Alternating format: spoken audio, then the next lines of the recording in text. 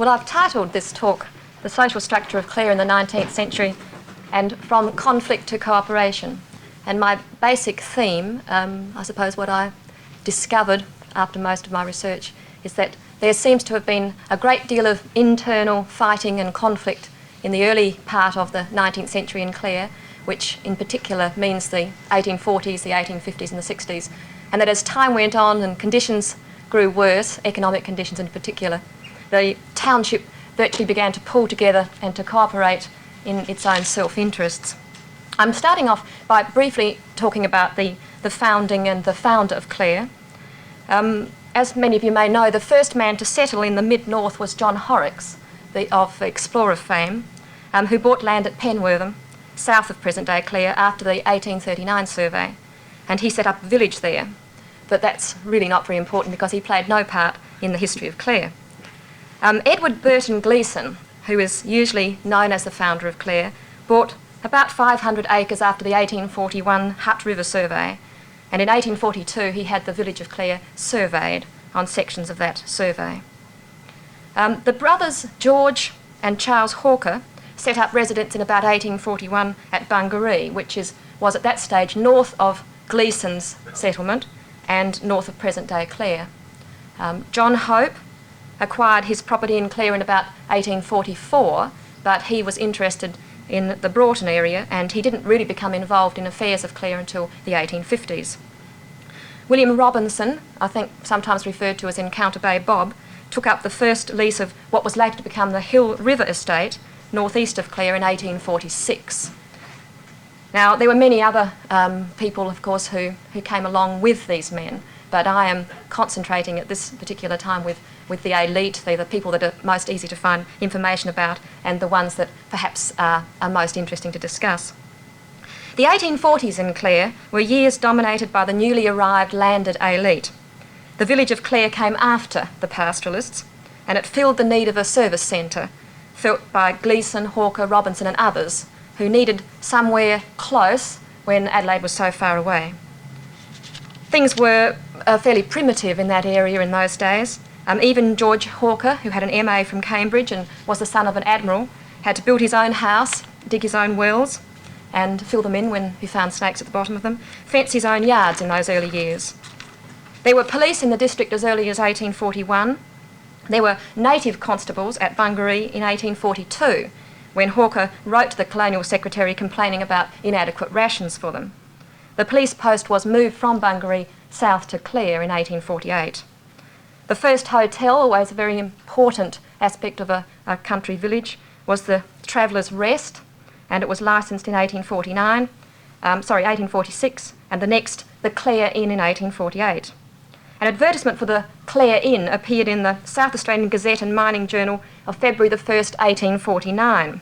D. Kenny, licensee, claimed to always have on hand, and I quote, the best assortment of wines and spirits, etc., with good accommodation for travellers, good stabling and enclosed paddocks at the most moderate charges, plus large quantities of drapery, hardware, slops, tea, sugar, tobacco, etc., which will be sold at the lowest Adelaide prices.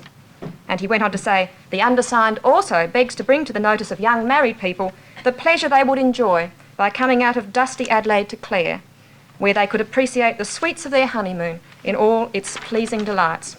Plus a whole lot of dreadful verse, which ends up with, so lovers affianced, your election make soon, and spend with friend Kenny your sweet honeymoon, with good cheer to enliven, good wines to regale, and a clear purling stream in a green grassy vale. So Clare, right from the beginning, wanted to build on its reputation for being green and grassy and pure. Control over law and order in the 1840s was in the hands of the pastoralists. In 1842, George Charles Hawker became a Justice of the Peace, and in 1846 his brother Charles was appointed a JP also, and then E.B. Gleeson became a JP in 1849, and they administered the justice of the town, sometimes fairly crudely. In a letter to the Colonial Secretary in 1850, there was some feeling in the town that there should be more magistrates, and so after a meeting, D. Kenny of the Clare Hotel fame wrote to the Colonial Secretary suggesting as one of the suitable candidates William Robinson of Hill River. But on the back of that letter, there's a note scrawled by Charles Sturt saying, W. Robinson is a rough kind of person, nor has he sufficient standing.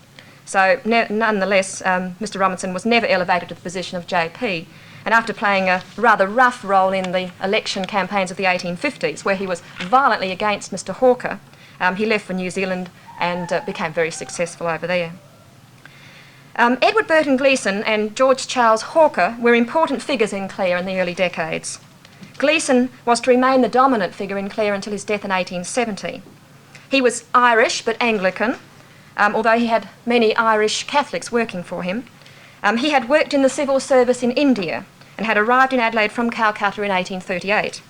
He was reported to have won a large amount of money in a sweepstake. I haven't found actual documentary evidence of that, but it is reported over and over again. He certainly claimed when he faced the insolvency court in the early 1840s that he and his brother had bought £4,500 when they had arrived in South Australia. As well as that money, which he seems to have brought in rupees, he brought his wife and 2 children, his Arab horses, his Indian servants. He claimed to be the first person to reap a crop of grain in South Australia at Gleeville, which is now Beaumont, which he had to sell when he became insolvent in 1842. After that, he moved permanently to Clare, which he named, along with his house, Inchiquin, and areas around Clare, Armagh, Donnybrook and Luton, after places from his native Ireland. He is referred to at various times throughout the whole century as the Lord of the Manor, the Nabob of Clare, that's reference to his Indian background, the King of Clare, and Inchiquin was also referred to as the Government House of Clare. Certainly a number of South Australian governors and other dignitaries stayed at Inchiquin. It was the usual place. At one stage he made an announcement to an agricultural and horticultural society meeting that they couldn't invite the governor this year because Inchiquin was being repaired. So the governor did not come. He was appointed the first chairman of the district council in 1853 and he became the first mayor of Clare in 1868. He was the first president of the Northern Agricultural and Horticultural Society and later of the Clare Agricultural and Horticultural Society, chairman of nearly every dinner and nearly every meeting held in Clare as long as he was there. And when he once went to Milburn for a visit, he was greeted by a long trail of buggies that had gone south to meet him and to welcome him back home to his town. He was a large figure and of convivial nature, and he had a real sense of his own importance. Some of his letters that he's written to the Colonial Secretary show this. George Charles Hawker was English, Anglican, and as I said, his father was an admiral and he had an MA from Cambridge. He became an absentee landowner from the late 1850s. Clare rejected him twice in his attempts to become the member for the district. In 1851, he attempted to become the member for the Legislative Council, and in 1857 for the Assembly. His first 3 children were born at Bungaree before 1850, but the other 12 of his 15 children were born either at Glenelg or at his Adelaide home, the Briars at Medindi, which he bought in 1856, or abroad. So he seems to have left Clare apart from occasional visits after the late 1850s. After his election defeats, he stood for Victoria in the southeast, and later on he became member for North Adelaide as well. And he's lost his political interest in Clare, although he retained his large economic interest. I think that was probably unfortunate as far as Clare was concerned, because I think Clare could have done with a strong political influence in the House of Assembly. As I said, he had a large economic interest in this area. He owned 84,700 acres in the Bungaree run in 1890. Although he had seemed to have deserted Clare, or Clare had deserted him perhaps, the Clare paper, the Northern Argus, continued to follow his political and economic career for the rest of his life, lamenting his political loss to the district and reporting his show triumphs, whether they were in South Australia or interstate, and praising him for his contribution to South Australia through his stock breeding. His real contribution to Clare was actually slight, and as I said, he showed little interest after 1857. John Hope, who was Irish and Anglican, acquired his property in Clare in 1844, but he didn't build the first instalment of his residence, Walter Walter, until the 1850s. He became a JP in 1852 on the River Broughton, but he played an important part in Clare in the 1850s. He was the leading resident gentleman in Clare. He was less active than Gleeson, but socially of a higher status, because although he came from a relatively poor family, it obviously was genteel. In the 1840s, the 1850s, Hawker, Gleeson and Hope made up the established elite, and the two leading anti-establishment figures were Dr. Charles Hulton Webb, who was an English surgeon and publican. He owned hotels as well as being the main surgeon in the area. He was a man of democratic and radical views and of unconventional behaviour. And the other anti-establishment figure was a man called William Lennon, an Irish Catholic school teacher who had arrived in Clare in 1849 and was the first teacher in Clare. Then he'd become an agent and auctioneer. Then he became the first district clerk and later the first town clerk. In between that, he was elected to Parliament, became insolvent and had to resign. A bit more about him later. Just to give you a very brief overview of Clare in the 19th century. In the 1844 census, the Wakefield and Hutt River area of 920 square miles had only 177 males and 49 females. The population gradually increased to reach its peak for the district in 1871 and for the town of Clare in 1876, when in Clare there were 1,132 people. That was in 1876. Then the population gradually declined until in 1901 there were only 788 in Clare. The population increase and decline reflected Clare's prosperity. In the 1870s, Clare was the hub of the north and serviced an expanding agricultural district, especially after the first of the South Australian Land Acts from 1869 onwards. The town and the district went into economic decline in the 1880s and 90s, resulting from bad seasons, not getting the railway, despite much agitation, and the general depressed economic conditions of the colony. Now, to get really to my basic theme, there are two noticeable trends from the 1840s to 1900, which is the period that I'm covering in my research. The first one is that there is a gradual decrease of the influence of the pastoralists and the farmers on the town of Clare, and corresponding to that is the gradual increase of the influence of town-dwelling leaders on Clare. So the declining interest of the pastoralists and the increasing influence of the town leaders. And the other trend is that there is this decline in the conflict and confrontation, particularly noticeable in the 1850s, between the large pastoralists and the large farmers on one hand and the townspeople and the small farmers on the other. And that there is an increasing cooperation within the town and the district based on the assumption, which is held both by the people and the leaders of Clare, that the leading elite of Clare have a responsibility or a duty to lead the town and district back to prosperity. This cooperative working together is particularly noticeable in the 1890s. Just a little bit of evidence for that first point, the swing from pastoralist farmer domination to domination by leading business and professional townspeople. I think some evidence can be seen by looking at those people who were made justices of the peace. Before 1870, as justices of the peace in Clare, there were 5 pastoralists, 1 very large farmer, the manager of Bungaree, who was himself a pastoralist, and 3 doctors, one of whom was Dr. Webb, who was the social outsider and radical I mentioned before. But after 1870, the appointments to the Justice of the Peace were overwhelmingly dominated by business and professional men. And also we can see in the District Council and Corporation membership this same trend. The District Council was set up in 1853, the Corporation not until 1869. Well, it met first of all in 1869, set up the previous year. So that the District Council ran the whole area up to 1869 and then the Corporation took over. So if we look at the percentage of stockholders or farmers on the District Council first and then the Corporation, we find that it declines from 73% in the 1850s to none in the 1870s. Of course, the stockholders or farmers dominate the District Council after 1869, but they, as I said, are declining in influence in the township, in the corporation.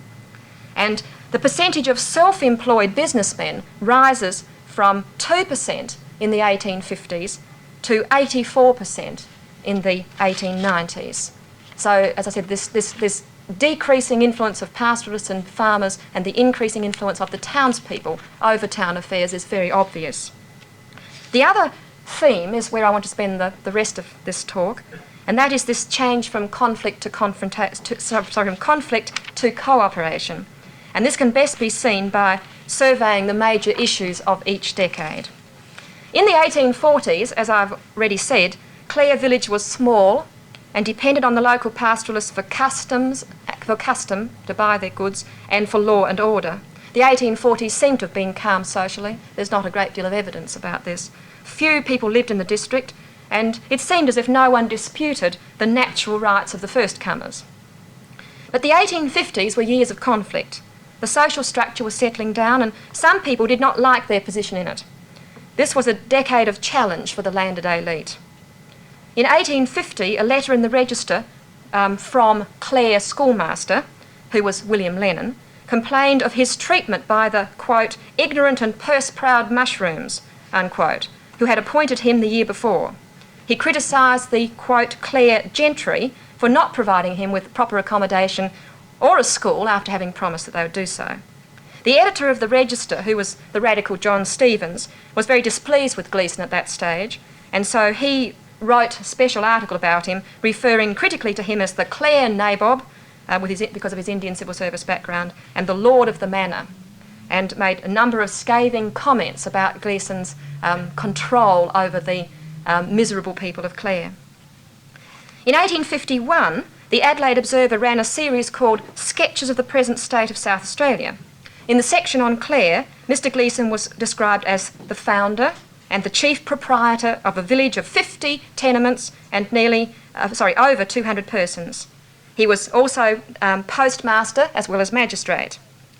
At that time, Clare had a Church of England, a Catholic and Methodist congregations, and they all had meeting places, although the Church of England was not built and the others were just meeting in small homes. There were also a police barracks, a local court, 3 stores, a blacksmith, a shoemaker, a tailor and 2 inns. Clare, according to the Adelaide Observer, was set among pretty undulating wooded hills and had good soil. The conflict of the 1850s can be illustrated best by major issues. The first one are the elections of 1851 for the Legislative Council and 1857 for the Legislative Assembly. In 1851, in the electorate of Stanley and Gawler, George Hawker was opposed by William Younghusband of Crystalbrook and Adelaide. Younghusband was a banker, a landowner, and a director of the Glen Osmond copper mine. Mr. Hawker claimed to be a man with local interests because he had resided in the district since it was first peopled. But there was much antagonism towards him because, and this came out time and time again in the meetings, because he was a squatter and a magistrate. Ironically, Hawker had been struck off the list of eligible voters by the Court of Revision for the electoral district, so although he stood as candidate, he didn't have a vote. On a technicality, because he was ill in Adelaide and couldn't challenge the challenge. The Court of Revision, interestingly enough, had consisted of his brother Charles and 2 landholders from the south of Clare, who obviously bent over backwards so that they didn't appear to be biased. Elections were exciting events in those days. The gum trees and houses flew the blue flag of Hawker or the red flag for Younghusband. E.B. Gleeson, the returning officer, conducted the business of nominations from a platform in front of the courthouse. I quote, "Shortly after 12, the rival candidates, accompanied by a large body of supporters, proceeded from their respective inns in procession, with flags bearing various electioneering mottos, laudatory of the candidates in whose honour they were born." End of quote. The supporters of Mr. Younghusband were, according to the Observer correspondent, quote, "marshalled by a gentleman bearing the appellation of Dr. Webb, though displaying in the fittings of his external man anything but the cut of the profession." It's interesting to imagine what Dr. Webb must have looked like. As I said, he was a publican as well as a doctor. Obviously, the correspondent felt that he didn't look at all like a member of the elite. Whereas Mr. Hawker's supporters, according to the same correspondent, were the oldest and most respectable settlers of the district. Anyway, after an hour of waiting and jostling, because neither side wanted to nominate their candidate first, the 2 groups had a very prudent space between them, and finally the 2 gentlemen were nominated. A show of hands was in favour of Mr. Younghusband, but Mr. Hawker's supporters demanded a poll, but he was defeated in that poll of 46 to 36. Remember, no secret ballot in those days. Hawker lost again in the 1857 election for the electorate, this time of Borough and Clare, for the House of Assembly, after a strong campaign against him led by Dr. Webb and Mr. Lennon. Hawker was supported by Gleeson and Hope, and later, at an Agricultural Society dinner in 1859, he referred rather bitterly to the clique in Clare who had rejected him because he was a squatter. At the 1860 elections, William Lennon was one of the three winning candidates who were supported by the Clare and Borough political associations. The political association at that time had policies in favour of payment of members and land reform, and they were against immigration. These radicals, of which William Lennon was one, defeated the three non-Clare elite-supported candidates overwhelmingly in 1860. Lennon was an educated Irish Catholic. I've mentioned he's been a school teacher, an auctioneer, an agent and district clerk at the time of his election. He lost his seat the next year after being declared insolvent in 1861 because he let his business affairs go, largely because he was accused, and the accusations were never proved, that he was accused of having embezzled money belonging to the district council. So Clare lost its first local member of the Legislative Assembly. It's interesting to speculate whether it was a sort of a set-up situation, whether these accusations appeared just at the right time to put poor Lennon into the financial soup. So that's the first example of the conflict of the 1850s, in which Hawker, who stands for the pastoral elite of the country, is very definitely rejected, largely because he is a squatter, and as some people pointed out, because he was a magistrate. A second illustration of this conflict is seen in the two competing agricultural societies of 1857. The Northern Agricultural Society was set up in October 1857, with the Governor Sir Richard Graves as patron, Gleeson as president, Hawker as a committee member, Hope as honourable secretary, and other pastoralists, mainly from the south of Clare, on the committee. It was soon labelled the Squatters' Agricultural Society, and a rival Northern Public Agricultural and Horticultural Society was set up in November of 1857. This public society decided to not to hold a separate show, but to hold a separate dinner on show day, which is going to be December the 3rd. The reason they didn't want to hold a rival stock show was they felt that this would show, quote, a want of respect to our governor and our gracious queen, end of quote, because the governor was going to visit Clare on that day. The two dinners were reported in great detail in the Adelaide newspapers. There were 120 gentlemen at the Northern Agricultural Society dinner and 150 persons at the Northern Public Agricultural Society dinner, where after the loyal toast, a number of speeches were made condemning the other society as a class society formed by, and I quote, a couple of squatters and their medical advisors, end of quote. The governor's visit highlighted the people of importance in the district. The Register reported that His Excellency and his lady, quote, left Mr. Gleeson's on Friday and proceeded to Mr. George Hawker's station at Bungaree. From thence, they proceeded to Anamount, the residence of Mr. Charles Hawker, end of quote. A third illustration of conflict in Clare in the 50s was when Dr. Webb was appointed a Justice of the Peace in October 1857. The correspondent to the Register said that this gave, quote, great offence to the squatters of the district, end of quote, who got up a petition to have him struck off the list. This issue divided the town, and a meeting was held at Clare to support Dr. Webb. At that meeting, the chairman, Mr. James Wright, who was a publican and a farmer, said, and I quote, it was their duty as free men to aid Dr. Webb in his present struggle. The squatters of their district considered the passport to respectability as being one of themselves. No matter what qualifications you may have, if not one of the respectable class, you are a doomed man, end of quote. Terms like the gentry, the quality, the squattocracy, and the great men were used to describe those who objected to Dr. Webb as JP. Both sides drew up petitions, and in December, a petition with only 28 signatures was presented in the House of Assembly, where it was reported that several sheets containing hundreds of signatures had been stolen somehow. The petition said that Dr. Webb should be removed from the JP role because he had been the landlord of a public house, which he kept in a disorderly manner. The printing of the petition was negatived in the House, and Dr. Webb remained a JP, But interestingly enough, in May 1860, when the list of JPs was published, with the note saying anyone whose name was omitted from this was no longer a JP, Dr. Webb's name did not appear. Also, and this is my fourth and final illustration of conflict in the 50s, in 1858 there was a series of meetings of what the correspondents to the Adelaide papers called the Anti-Squatters League. And the Anti-Squatters League argued for the repeal of Clause 5 of the Wastelands Bill, which had been passed in December of 58. These meetings spoke against the class legislation, which increased the penalties for depasturing stock on a leased run for individuals who lived in Clare, letting their stock go either purposely or by accident onto squatters' runs. The penalties were much increased in 1858, and this was seen as a squatter's way of getting back at the small man. To show the high feelings aroused in this Anti-Squatters League, one speaker said that given the chance, the squatters, and I quote, would establish, if they could, the serfdom of Russia and the despotism of France. End of quote. Their petition to have the clause repealed never got anywhere, of course. Well, now to move on to the 1860s.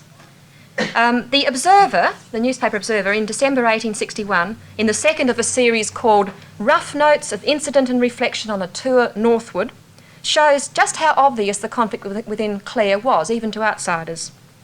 The correspondent noted the number of stations to the north of Clare, and then went on to say, quote, a very large trade consequent upon these stations concentrates upon Clare. In itself, the town presents nothing calling for particular notice. Unfortunately, however, its society is in a state of great disorganisation.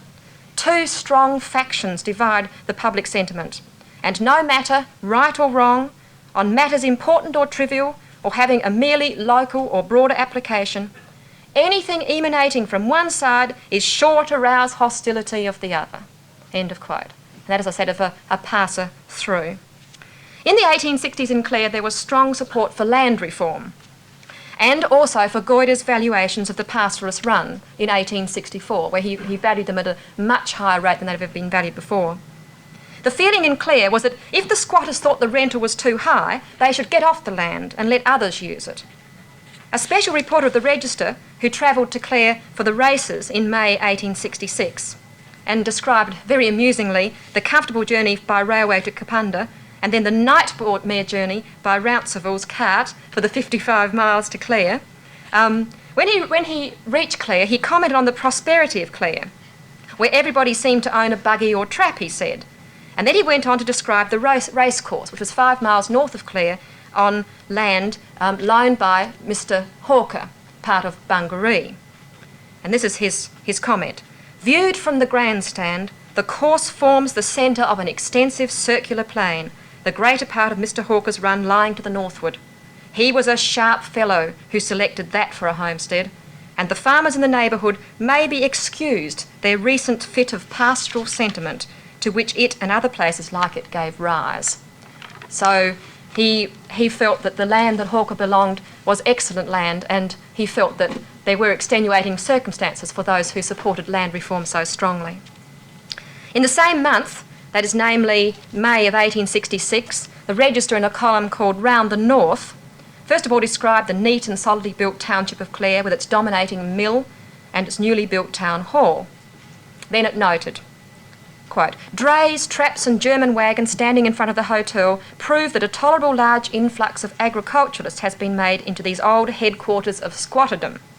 Still the squatters hang on tenaciously to the outskirts of the settlement.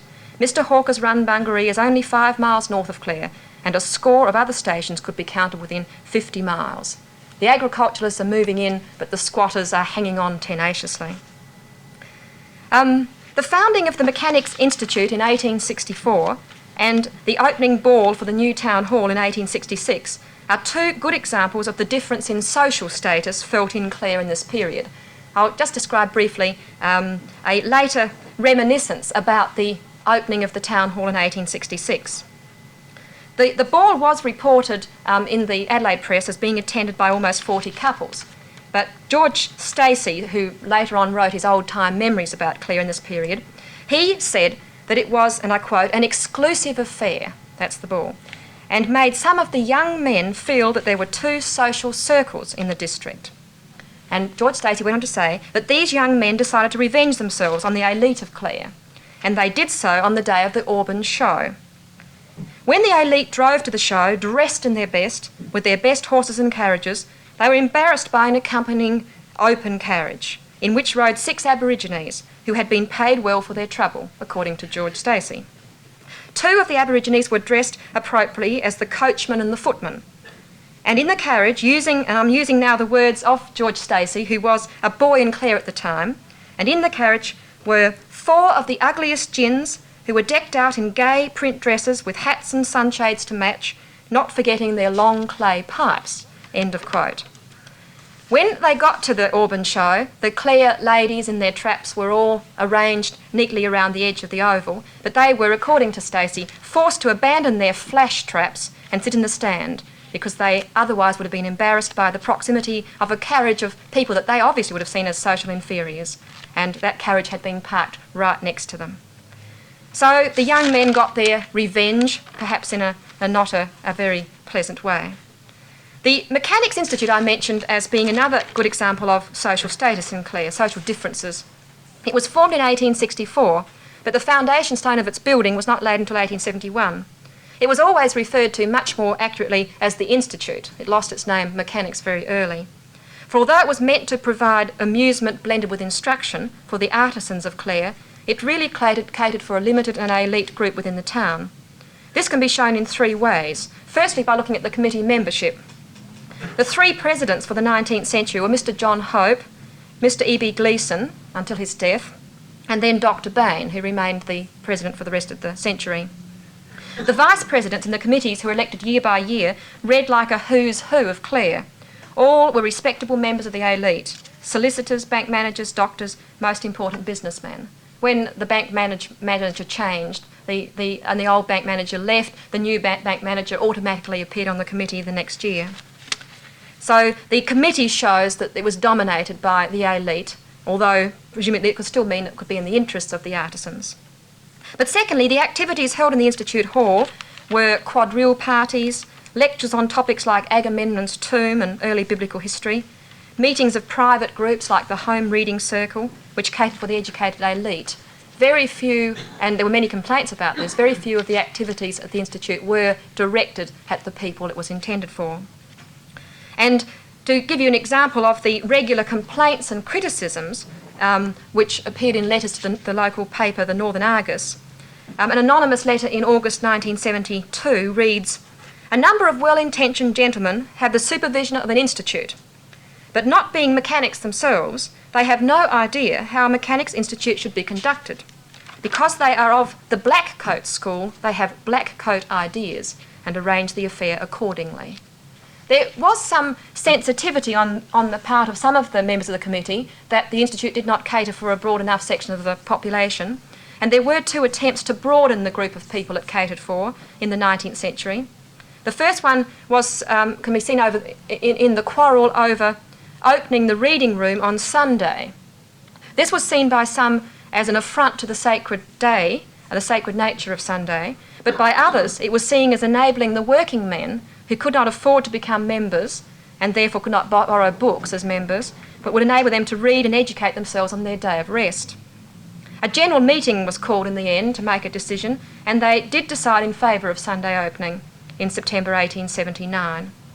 But the other attempt to broaden the membership was an attempt to lower membership fees from £1 a year to 12 shillings, and that did not succeed in 1882, the committee arguing that it would mean a loss of funds.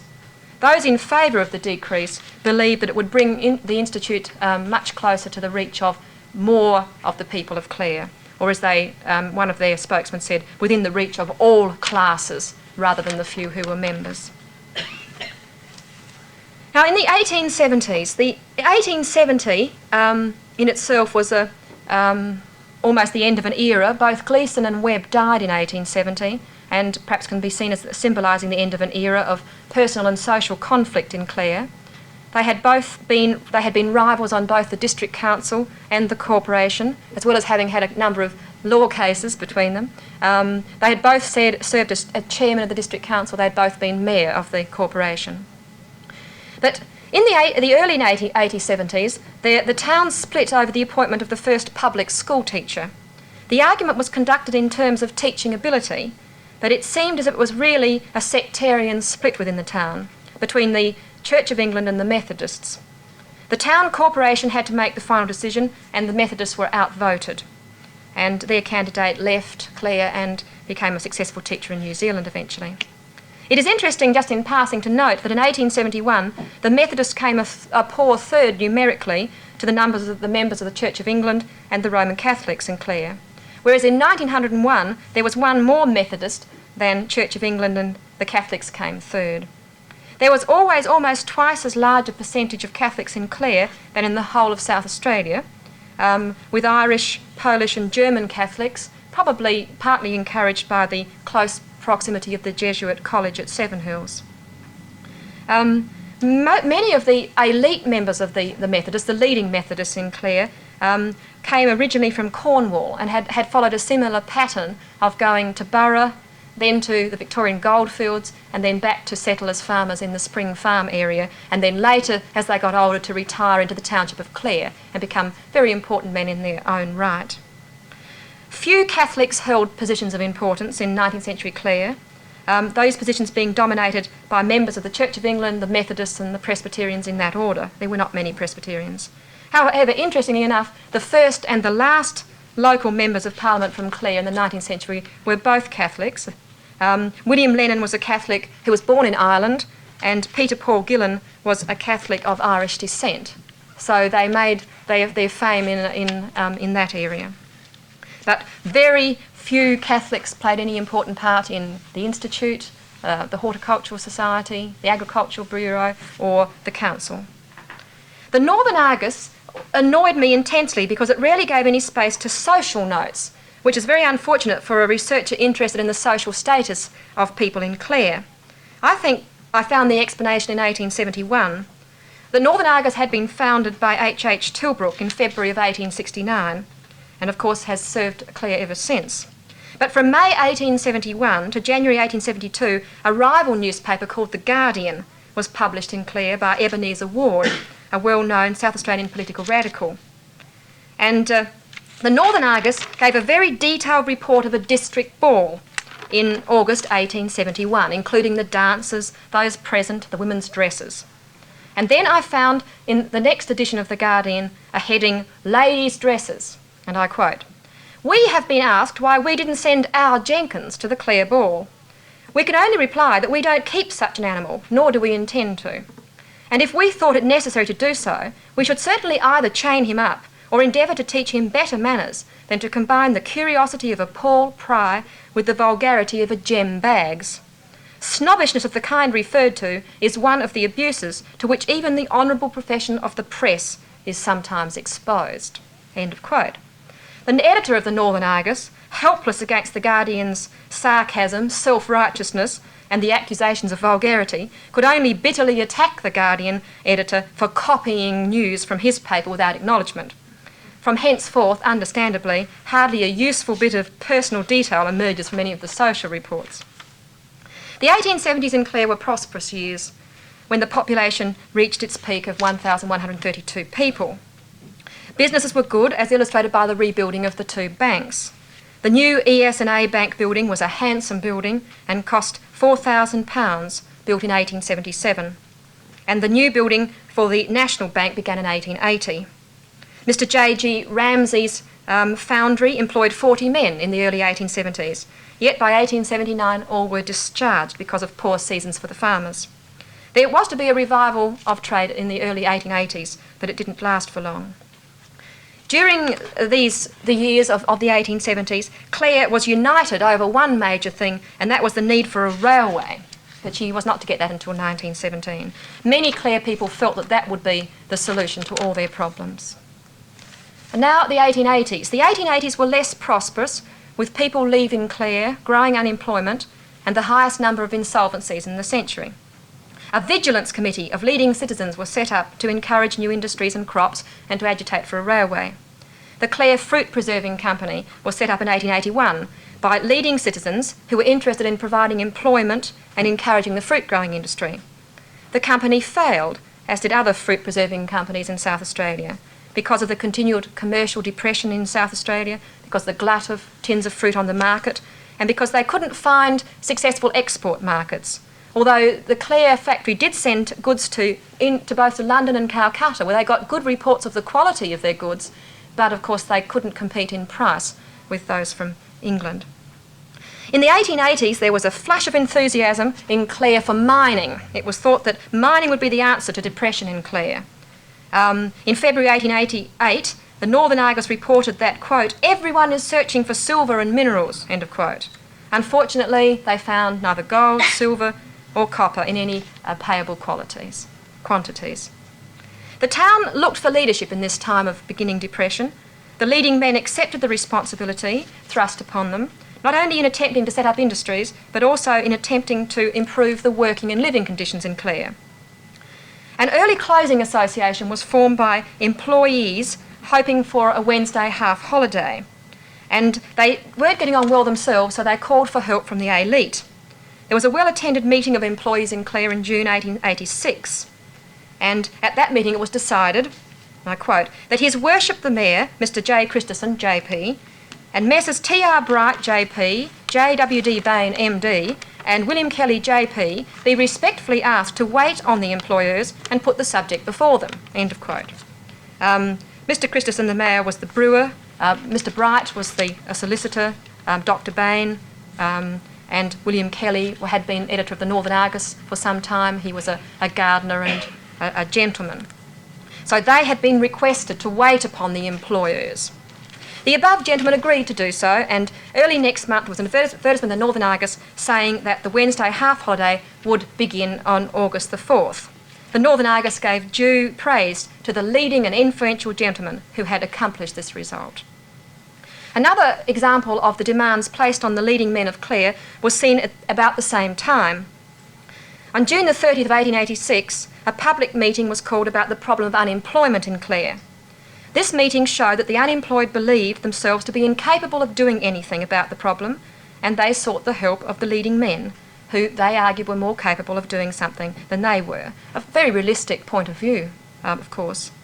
A requisition from the leading business and professional men of the town had actually been sent to the Mayor, Mr Christensen, to call that meeting, and the spokesman for the unemployed said at the meeting, or was reported as having said at the meeting, quote, he thought that those who had signed the requisition would advocate their claims better than the working men themselves.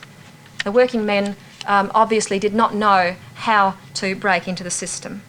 Mr Christensen did send a list of the 54 names of unemployed at that stage to Mr Hawker, who was the member, their local member. This is Mr E.W. Hawker, son of George Charles.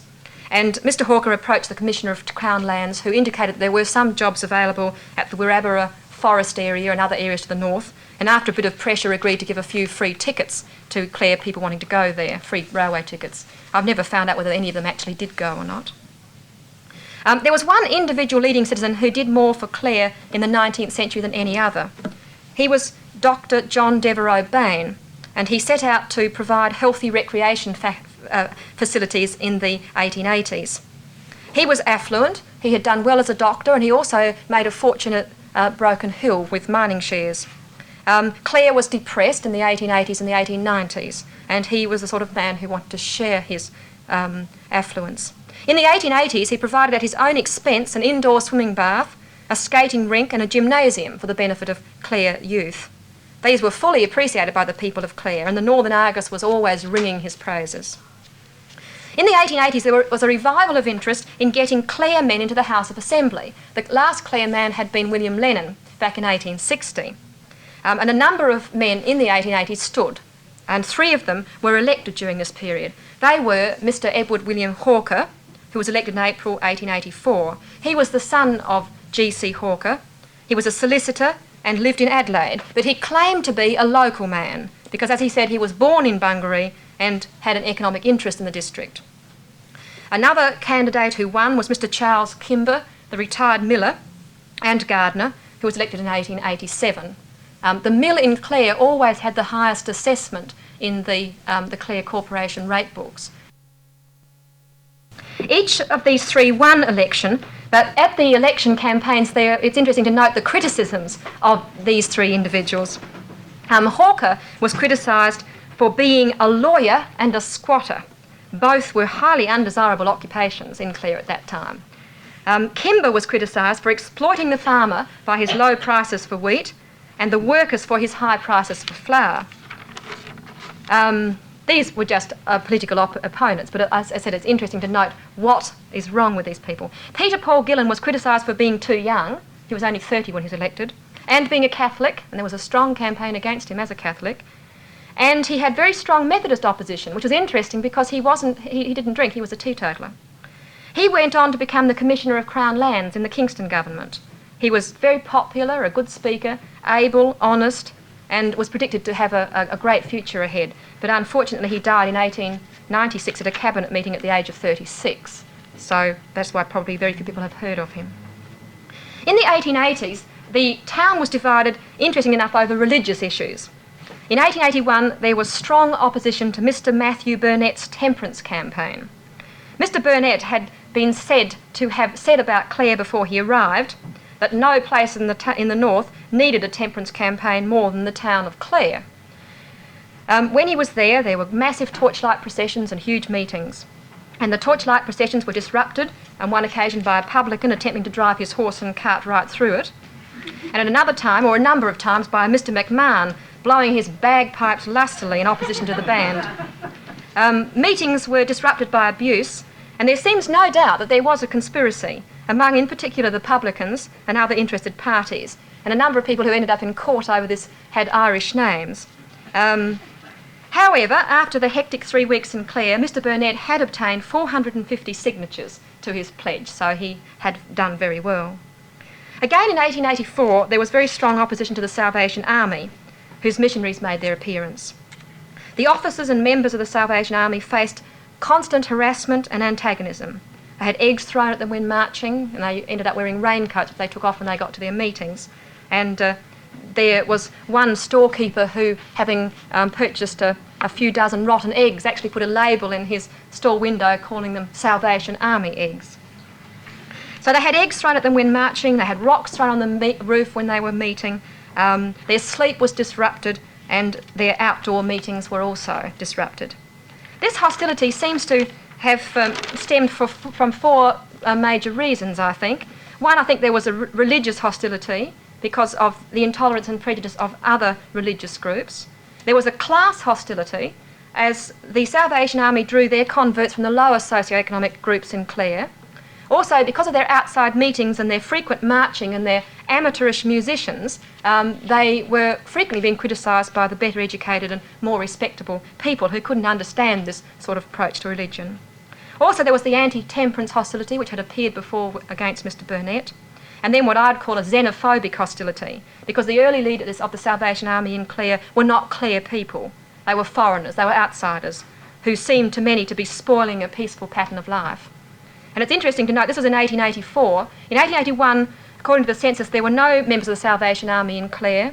In 1891, there were only 16, and in 1901, there were only 6. So they certainly got more than their fair share of abuse. The 1890s, my last decade. The 1890s were also years of depression. The Northern Argus dropped from 2 to only 1 edition a week. The population declined, and a number of people went to seek their fortunes in Western Australia. The 1890s were years of activity. The respected leaders were those who tried to improve things for Clare, and the general feeling shown at public meetings and in the columns of the Northern Argus was that the town leaders had a responsibility to help Clare and its surrounding district in the years of economic depression. Even the members of Parliament, Gillen until he died in 1896, and Hawker, who came back and was elected again, but was defeated also in 1896, even the members of Parliament were seen to be more active in the district, convening meetings, encouraging new industries. Gillen, as Commissioner for Lands, was responsible for the cutting up of the working men's blocks around Clare and in other parts of South Australia. After 1896, there was to be no Clare man again in South Australian politics. I think right through to today, although I'm not completely sure. A branch of the Agricultural Bureau was set up in 1891. Membership was small and by invitation. Members had to be approved by the Central Bureau and had to be landowners. The Bureau was certainly seen as an elite by people in the area, and there were a number of complaints that they didn't publish their discussions for, and I quote, their more unfortunate brethren outside the inner circle. So they were seen as leading men who had an obligation to the unfortunate brethren. The editor of the Northern Argus during this period, Mr. R.H. Tilbrook, must be given credit for his continual optimism about Clare's future and for his continual encouragement of cooperation and enterprise to be shown by the people of Clare. He believed that the elite should give leadership, and they seemed to believe so too. There were frequent complaints about the farmers who were not active enough and did not show enough initiative, but waited for the townspeople to show the way. Among the sorts of initiatives that were made by people of the town was that of Dr. Bain, who set up a dairy factory in 1894, which he financed himself, and which was to encourage the dairy industry in the area. The Northern Argus praised him with these words, "It is fortunate we have in our midst men of means who are ever ready to take the lead in industrial pursuits and stir up the apathy by affording them substantial help and encouragement." End of quote. Another enterprise set up by leading townsmen was the Stanley Wine Company, which was set up in the old jam factory in 1894 by 4 leading men, Mr. Christensen, J.P., the brewer, Dr. Otto Veen Smith, J.P., the doctor, Mr. Magnus Badger, J.P., solicitor, and Mr. J.H. Knapstein, who was an agent and a vigneron. The company had been established to solve the problem of what to do with the products of the increasing number of vineyards in the Clare district, and did very well very early, for at the October 1896 Adelaide Wine Show it won first and second prizes for a light red of 1869 vintage, and was of course to go on to much greater things. It's interesting that many leading townsmen themselves planted vines. Just as an example was Mr. Christensen, the brewer, Mr. Knapstein I've mentioned, Dr. Bain, the Kimbers, father and sons, Mr. R.E.H. Hope, who was the son of John Hope, and brother-in-law of Mr. Christensen, and many other leading townsmen actually bought land, and although they often didn't plant them themselves, they had managers to do so. So they took the initiative in developing the vine industry as well. The same men led not only in economic enterprises for the town, but also in other ways. I haven't got any time to go into detail, but illustrations of this include the celebration of Queen Victoria's Golden and Diamond Jubilees of 1887 and 1897, for which great banquets for the poor, who were asked to bring their own knives and forks, and the children were set up. From the Golden Jubilee of 1887 came the money for the Clare Benevolent Society, which handed out food, firewood and clothing to the poor of Clare in the period between 1887 and 1897. The proceeds left after the 1897 celebration were given to the corporation to buy the Oval, which was still privately owned at that stage. The great patriotism stirred by the Boer War was led by the same men, with Dr. Ween Smith giving much the largest donation.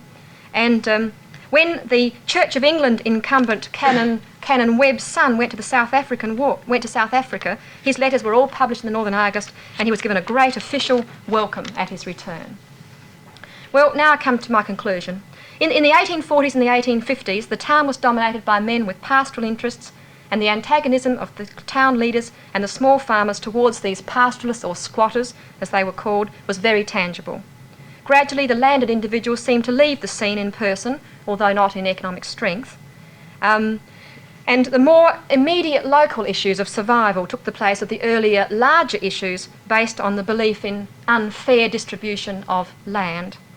In the 1890s, the town was run by an educated, financially successful group of men, most of whom were JPs and had their turn at being mayor.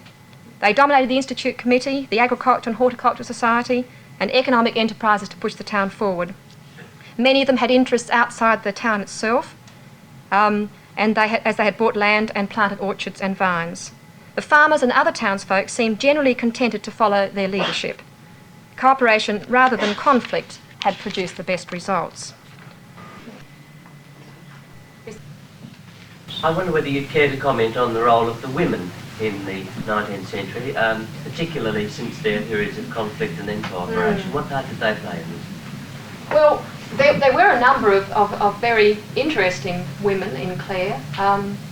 For example, Miss Work, who became the secretary of the Institute, only by accident, because her brother, James Work, was killed as quite a young man in a horse accident.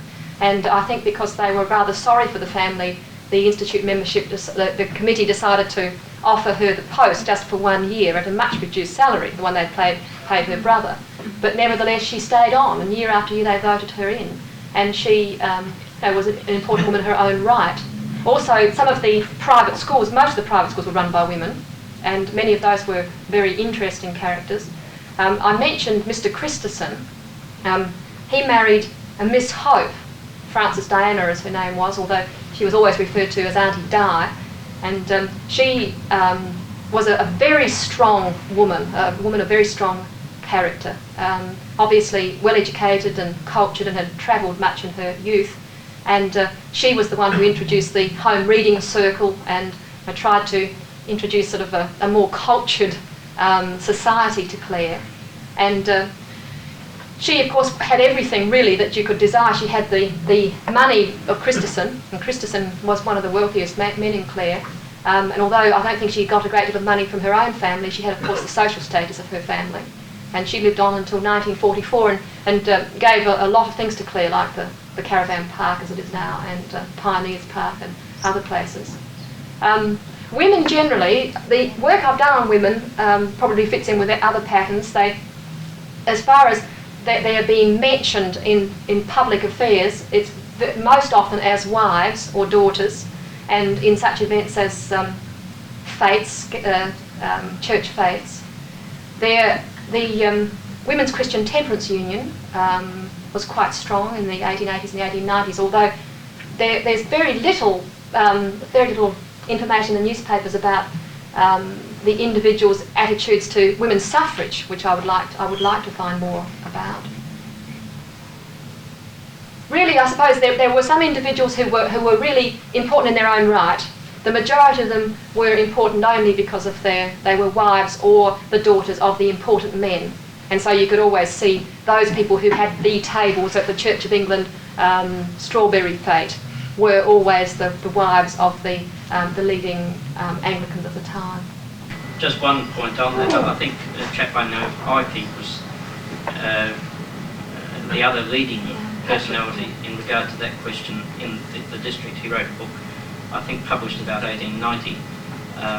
Just forget the title. The 3 L's: lawyers, 3 L's, lovers, and land jobbers. Yes, that's right. I could think of the lovers and land jobbers. I couldn't think of the third one. But that book apparently did much to cause a certain amount of dissension, particularly, and a certain amount of embarrassment amongst the landowners of the time. Yes.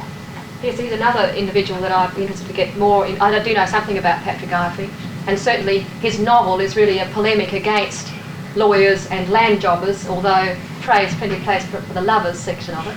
An interesting novel to read. I think he was very disappointed because when it was reviewed in the Northern Argus said, "Oh, no, it's a very, very nice story, but you've got to skip over all the boring political bits," which is, of course, why he wrote it. One more, Peter.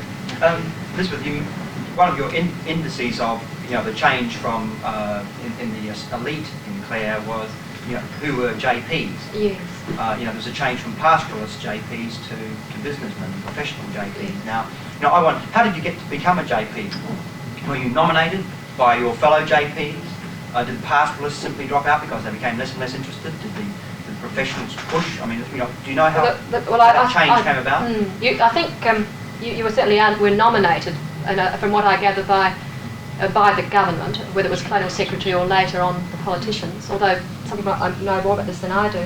But certainly, obviously, people wrote in and recommended people. That one I quoted about William Robinson, there was a list of people who had been recommended, and Sturt did say he would investigate some of the others. But I think the JPC, Hawker remained a JP, but of course he moved to Adelaide, so he had nothing to do with Clare. And his son Edward William was a JP. But again, he didn't work in Clare as such, although he did become the Member of Parliament. I'm really not completely sure, Peter, but I think I suppose it was word of mouth to some extent, that they were appointments by the government. And in the early days, they periodically published lists And as I said before, if your name was omitted, that meant that you, for some reason or other, and there were other individuals for personal reasons in Clare, private scandals, who's had their names omitted for some years. Yes, but one wonders, how that happened, who actually made the decision. I don't know. I'd be interested. What kind of pressure was put forward? That's an interesting. Perhaps I ought to check that one through. See, there are things that I don't know, and I don't know how one finds out. For example, insolvencies. Insolvencies are terribly important in the 19th century in South Australia, and yet I don't really know it. I don't really know where I can find out how they worked out whether somebody got a first class or a second class, or all the different categories of insolvencies. And some weren't insolvencies; they were what was the other? There's another category. It's not an insolvency. It's a pardon? No, something that's not quite as bad, I think. But I'd be interested if anybody does know whether anyone's done any work on the South Australian legal system, so that I could find out just how, just what it meant to be given a first class or a second class with a reprimand or whatever. The name of Clare, after County Clare? Or? Yes, I think so. He named all of the local areas after his own native island. I think perhaps it's time we gave Elizabeth a break, and I see a few strange faces here tonight, but you're all very welcome to stay and have a cup of tea or coffee with us in the committee room afterwards, and I'm sure that Elizabeth would be only too pleased to speak informally or to answer any more questions there. And now I'd like to call on Mr. Chris Nance if he'd move the vote of thanks. Thank you, Peter. I always think the best talks on these evenings are those that tell a good yarn and show lots of pictures, and this did both.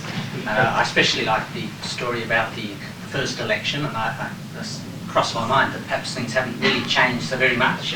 Lots of flag waving and so on. I'm always intrigued too about the fact that so many men seem to be able to do so many jobs at one time. A man could be a horse doctor and a farmer and an innkeeper and so on. I found your talk most enjoyable, and I'm sure others did too. Would you join me?